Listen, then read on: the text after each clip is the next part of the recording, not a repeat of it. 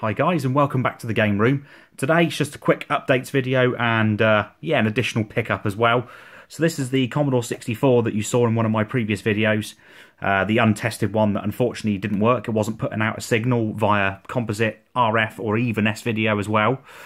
So I've had this repaired. Now, just want to give a shout out and thanks to an awesome YouTuber who goes by the name of Gadget UK 164. He gave me lots of advice of things to try with my Commodore 64, which I did. And basically it turns out that there were two issues with my C64. There's a chip that sits next to the VIC chip. I think it's some kind of logic chip that was causing the problem. I think it's like a 7801 or something along those lines. I can't remember the exact numbers. That was stopping it from putting out a signal at all, which is why I was getting nothing. When that was changed, you then get just a black screen. So it then turns out the black screen was caused by a PLA. I was lucky because both of those chips were actually socketed inside this 64, so it was relatively easy to get sorted out. So, replaced both of those, and guess what, guys? It works. I'm just going to fire them on. Hopefully you guys will be able to see that when it comes up in a couple of seconds. TV saying no signal, but it is working. Had to move you a bit closer because obviously from back where I was sitting quite some distance away from my TV, it was blurring out. But yeah, it actually works, guys. It fires up. It now works fine. So I'll just show you another pickup quickly that I've also got that is Commodore 64 related as well. So this little device here is known as an SD2IEC.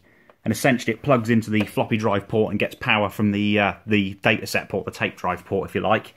And it allows you to run lots of Commodore 64 programs, games, applications, you know, what have you, from this SD card.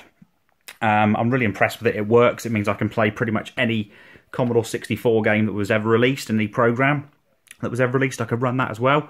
So it's really awesome to have.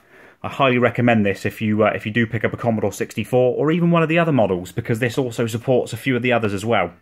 You can rig it up. There's a file browser that's loaded onto this SD card to make it easy for me to actually go in and find the game that I want and actually launch it. Seems to work really well, and yeah, I'm really pleased, guys. One last thing, just in case anybody's had any confusion from the comments on my last video, just to confirm as well, I know Gadget UK said he wasn't sure if the S-video functionality was only capable in the C64C, so the re-release, the redesign of this that was released a couple of years later. I think, in fact, it might have been released in 86 or 87. My memory's not that good. I did read it somewhere. Just to confirm, guys, it's plugged in. You won't be able to see it from here, but it's actually plugged in via S-video to my scaler. So the original bread bin Commodore 64 does support S-video. It has the chroma and luma signal tapped to the video out port, and yeah, it works and it looks fantastic. Again, you're not really going to see it from back here, but I can assure you it looks great. I've got my scan lines enabled as well, and it's just so good to have it back and working, guys. I'm so pleased about that. It means I can go back and play all the games of my childhood. All the nostalgia will come rushing back, and yeah, it's just awesome. So thanks as ever for watching, guys. Catch you again soon.